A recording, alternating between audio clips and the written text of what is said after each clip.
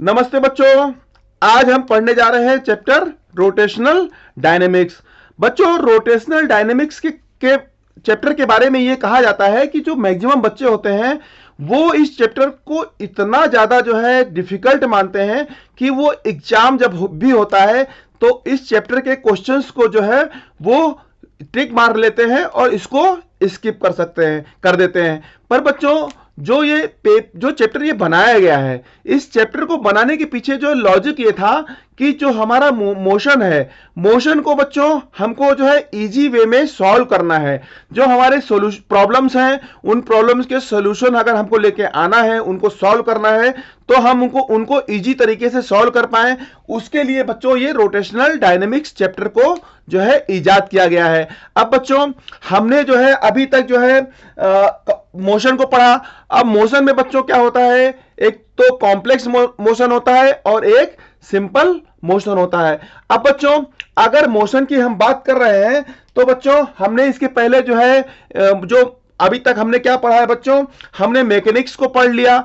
Mechanics के साथ साथ हमने काइनेमेटिक्स को भी बच्चों पढ़ा। अब बच्चों, जब रोटेशनल डायनेमिक्स की बात होती है तो बच्चों यहां पर दो चीजें आती हैं। एक तो हमारा होता है pure rotation,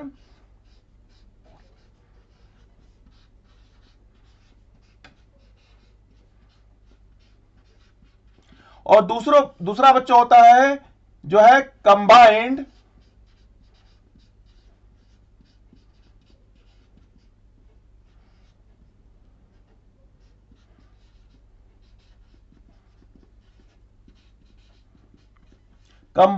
translational and rotational motion.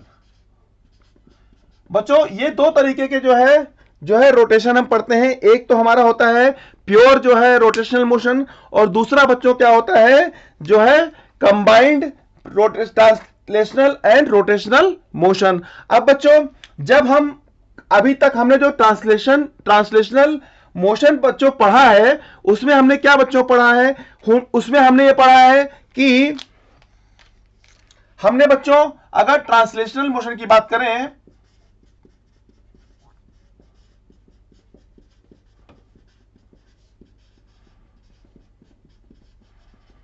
अगर बच्चों ट्रांसलेशनल मोशन की बात करें तो इसमें बच्चों हमने क्या पढ़ा है, मास के बारे में पढ़ा है।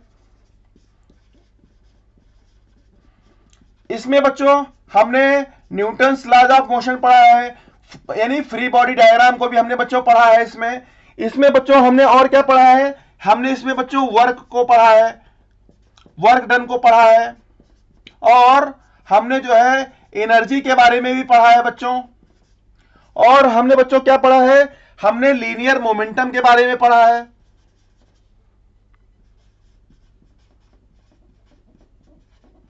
और बच्चों हमने जो है कोलिजन के बारे में जो है पढ़ लिया है। अगर ट्रांसलेशनल मोशन की बात बच्चों करें तो हमने ये टॉपिक जो है कंप्लीट कर दिया है। अब बच्चों, अगर हम यहां पे रोटेशनल मोशन की बात करें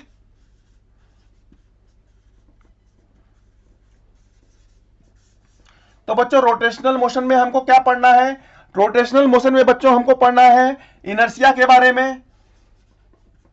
हम बच्चों इनर्शिया के बारे में पढ़ेंगे। हम साथ में क्या पढ़ेंगे बच्चों, फ्री बॉडी डायग्राम और इसकी डायनेमिक्स के बारे में पढ़ेंगे।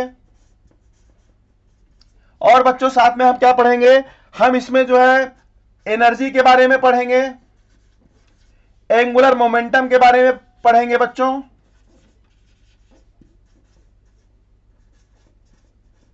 और बच्चों साथ साथ में हम जो है क्या पढ़ेंगे, हम इसमें जो है रोटेशनल कोलिजन की बात करेंगे।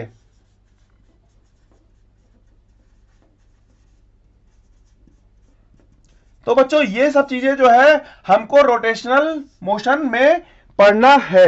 अब बच्चों जो है, अब कोई भी बॉडी अगर ट्रांसलेशनल मोशन में है बच्चों, तो वहां से हम क्या पॉइंट समझते हैं, हम ये मानते हैं कि उस पॉइंट की, ये जो ट्रांसलेशन मोशन है बच्चों, इसमें जो है अगर ये ट्रांसलेशन मोशन में बॉडी है तो वेलोसिटी एंड एक्सेलरेशन बच्चों ये बच्चों क्या होना चाहिए, सेम होना चाहिए। अगर हम ट्रांसलेशनल मोशन की बात करें बच्चों, तो वहां पर वेलोसिटी और एक्सेलरेशन सेम होना चाहिए। अब बच्चों अभी वेलोसिटी और एक्सेलरेशन सेम हो, इसका मतलब ये होता है कि उसका जो मैग्नीट्यूड हो, वेलोसिटी का मैग्नीट्यूड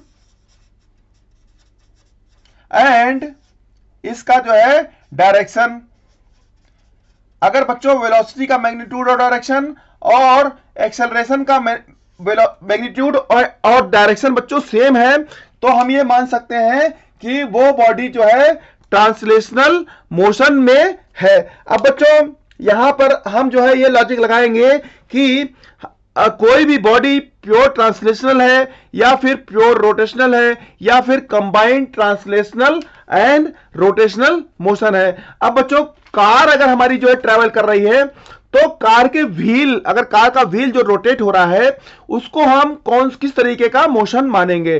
तो बच्चों अगर कार जो है, कार का व्हील जो है अगर मूवमेंट कर रहा है, तो बच्चों कार का व्हील जो है वो pure translational and rotational motion दोनों कर रहा है। अब बच्चों मुद्दा यह आता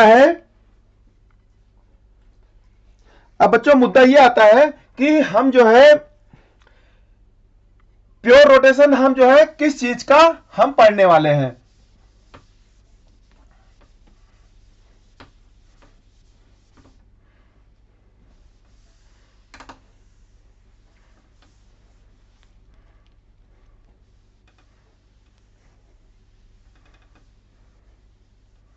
जो बच्चों हम जो अब मुद्दा यह है कि जो हम प्योर रोटेशन है वो हम किस चीज का पढ़ने वाले हैं। तो बच्चों अब यहां पर हम इसी को हम लोग जब इस चैप्टर को बोलते हैं तो हम बोलते हैं डायनेमिक्स ऑफ रिगिड बॉडी। इसको बच्चों क्या बोलते हैं, डायनेमिक्स ऑफ रिगिड बॉडी। बच्चों इसको जो है हम डायनेमिक्स ऑफ रिगिड बॉडी बोलते हैं। तो बच्चों हम यहां पर रिगिड बॉडी की बात कर रहे हैं।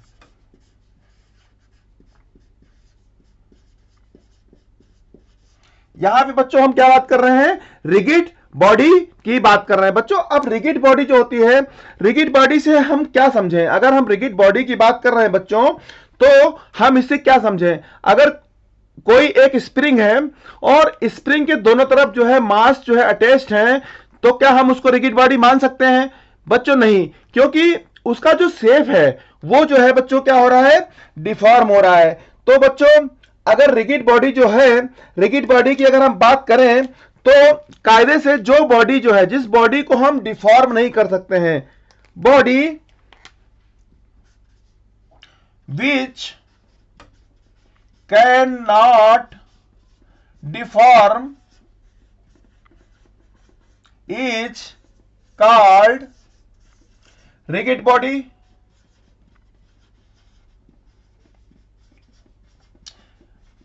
बच्चों ये जो डिफिनेशन हमको पता है कि वो बॉडी जो कि डिफॉर्म नहीं हो सकती है, उसको हम क्या बोलते हैं बच्चों, रिगिड बॉडी। पर बच्चों ये हमारे काम की डिफिनेशन नहीं है।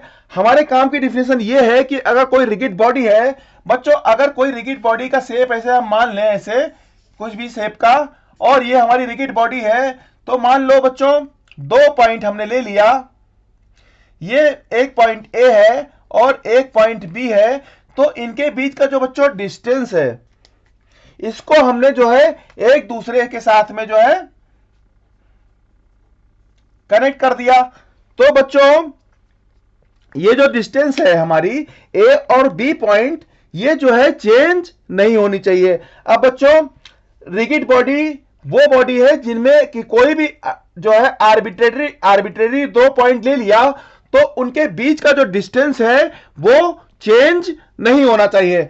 अब बच्चों ये जो हमारा नया डिफिनेशन आया कि जो रिगिड बॉडी है, it is an extended body, it is an extended body in which distance between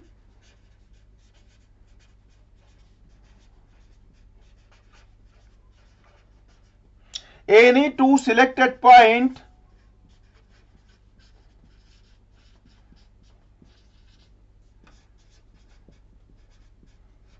will remain constant.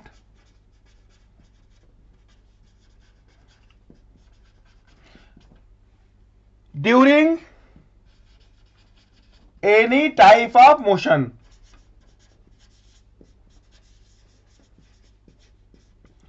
बच्चों अगर कोई बॉडी जो है उनके बीच का जो डिस्टेंस है between any two selected point, अगर किसी भी टाइप का मोशन हो रहा है तो वो बच्चों क्या होना चाहिए, वो फिक्स्ड होना चाहिए। अगर बच्चों ये दोनों पॉइंट के बीच का जो डिस्टेंस है अगर वो फिक्स्ड है तो हम उसको जो है रिगिड बॉडी मान सकते हैं। अब बच्चों अगर ये जो ऑब्जेक्ट है ये जो है प्लेनर तो नहीं है, क्योंकि ये जो है 3 डायमेंशनल है। ऑब्जेक्ट को हम बोर्ड पे तो 3 डायमेंशनल दिखा नहीं सकते, तो यहां पर इस बॉडी को आप 3 डायमेंशनल मानो। अब बच्चों अगर इसके डेप्थ में जाते हैं, हम इस कॉन्सेप्ट के डेप्थ में जाते हैं, तो बच्चों अगर ये रिगिड बॉडी जो है मोशन कर रही है, बच्चों अगर ये रिगिड बॉडी मोशन कर रही है तो मान लो ये जो है v1 वेलोसिटी से मूव कर रही है और ये पॉइंट जो है बच्चों ये जो है v2 वेलोसिटी से बच्चों मूव कर रहा है। बच्चों ए पॉइंट और बी पॉइंट है, एक 1 पॉइंट है और एक जो है 2 नंबर पॉइंट है।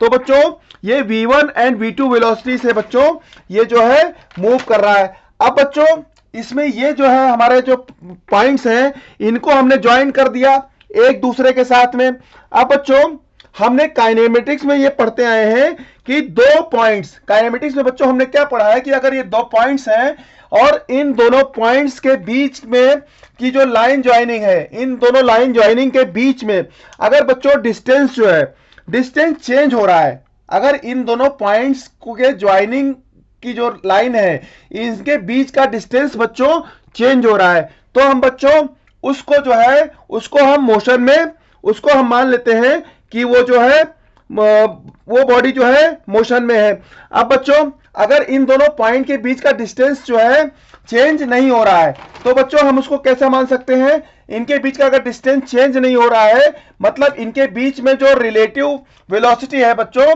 उसका कंपोनेंट जो है उनका कंपोनेंट अगर जो है चेंज नहीं हो रहा है तो उस बॉडी को हम जो है रिगिड मान सकते हैं। अब बच्चों ये तो 2 पॉइंट हैं, ये दोनों पॉइंट के बीच में जो ज्वाइनिंग करने वाली लाइन है अगर इनके बीच में अगर ये θ1 एंगल बना रहा है और ये जो है θ2 एंगल बना रहा है, तो बच्चों वेलोसिटी के जो है 2 कंपोनेंट हो जाएंगे। एक तो बच्चों हो जाएगा अपना जो है v1 cos θ और दूसरा बच्चों क्या हो जाएगा, इसके लिए जो हो जाएगा v2 cos θ2 और बच्चों इसका जो वर्टिकल कंपोनेंट होगा वो क्या हो जाएगा बच्चों v1 sin θ1 और यहां पे क्या बच्चों इसका वर्टिकल कंपोनेंट हो जाएगा v2 sin θ2।